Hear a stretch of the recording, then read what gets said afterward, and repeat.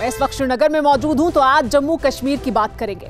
जम्मू कश्मीर में आज से चिल्लई कलां की शुरुआत हो गई है, यानी अब आगे आने वाले 40 दिन तक भीषण सर्दी होगी जम्मू कश्मीर में। लेकिन राजनीति का तापमान भी अपने चरम पर है, क्योंकि 370 हटने के बाद जम्मू कश्मीर में डीडीसी चुनाव हुए हैं। 8 फेज के इन चुनावों के दौरान बड़ी संख्या में लोग घरों से बाहर निकले, बेखौफ होकर वोटिंग की, दहशतगर्दी को मुंह तोड़ जवाब दिया। हम बात लेकिन आज इन चुनावों की तो करेंगे ही, जिनके नतीजे अब से कुछ घंटे के बाद सामने आने शुरू हो जाएंगे, जिसकी बड़ी कवरेज आप टीवी 9 भारतवर्ष पर देखेंगे। लेकिन बात हम पाकिस्तान की भी करेंगे, जहां पर जम्मू कश्मीर में हुए इन चुनावों के बाद मातम पसरा हुआ है। लेकिन फिलहाल बात करते हैं जम्मू कश्मीर के बाद पाकिस्तान के मालिक चीन की। चीन ने कैसे पूरी दुनिया को कोरोना का जहर दिया, कोरोना का दंश दिया, जिसकी वजह से पूरी दुनिया अब तक करहा रही है। लेकिन चीन अब दुनिया को तबाह करने के लिए एक और बड़ी साजिश लेकर तैयार है। क्या है ये बड़ी साजिश जिससे पूरी दुनिया पर कहर आ सकता है? देखिए इस एक्सक्लूसिव रिपोर्ट में।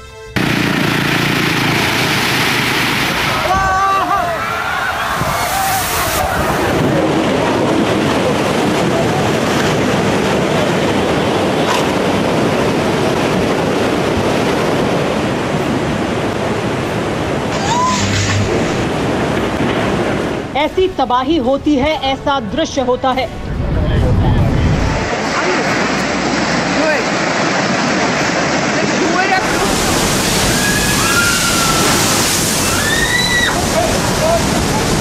जब जिंदगी देने वाला जलजला लाता है, इंसान ही नहीं दुकान, मकान, सामान सब तबाही की गवाही देते हैं।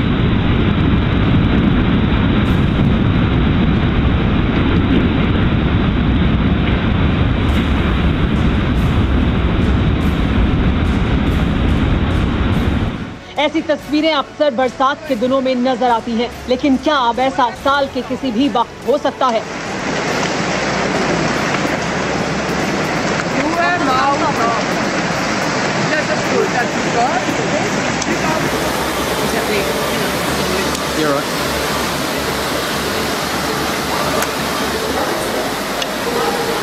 दुनिया के हर कोने में होगा, कहीं बाढ़ और कहीं सूखा होगा। माओ की संतानों का मंसूबा कुछ ऐसा ही है।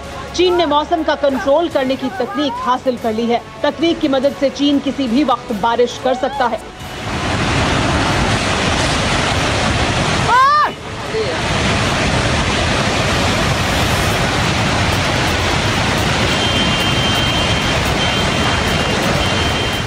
दुनिया के किसी भी हिस्से में भीषण बाढ़ लाई जा सकती है।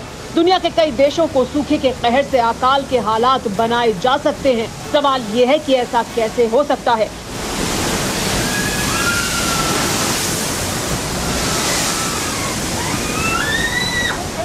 क्या कुदरत को भी कंट्रोल किया जा सकता है? क्या मन मुताबिक वक्त पर बारिश करवाई जा सकती है? क्या दुनिया के किसी इलाके को बारिश से महरूम रखा जा सकता है?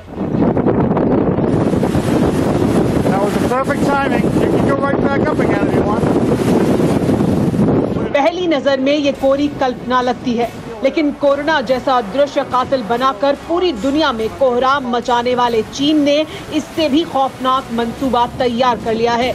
चीन ने कुदरत को भी कैसे कंट्रोल कर लिया है, उसे इन तस्वीरों से समझा जा सकता है।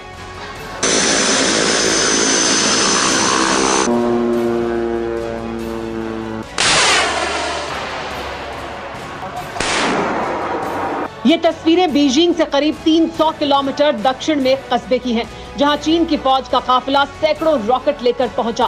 पूरी दुनिया के बाद लोकेशन और टारगेट को सेट किया गया और फिर एक के बाद एक सैकड़ों रॉकेट आसमान में दागे गए।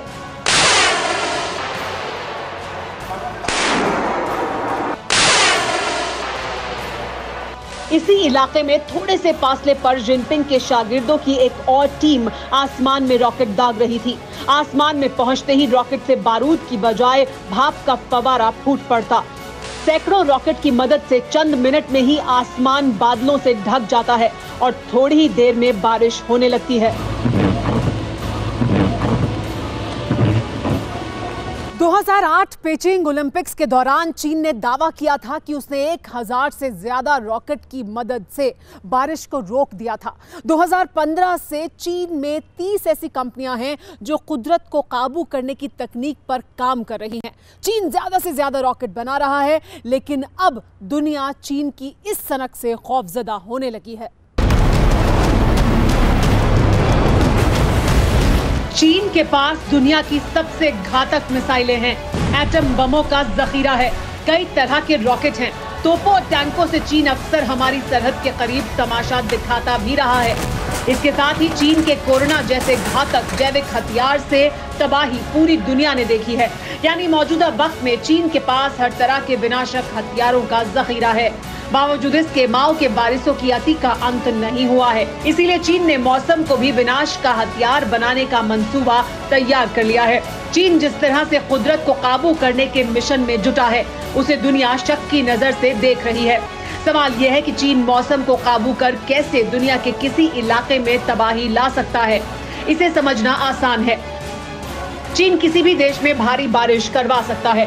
दुनिया के किसी भी मुल्क में भीषण सूखे के हालात बनाए जा सकते हैं। किसी भी देश के पानी के सोर्स को खत्म किया जा सकता है।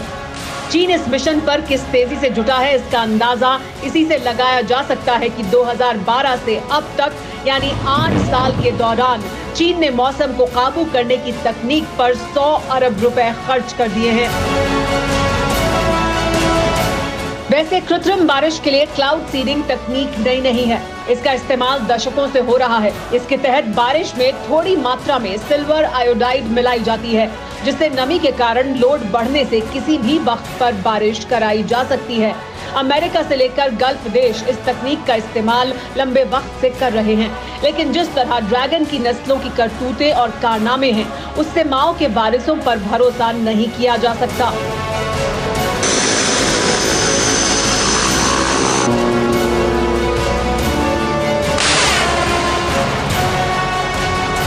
अड़ी सोमवार से शुक्रवार शाम 6 बजे सिर्फ TV9 भारतवर्ष पर।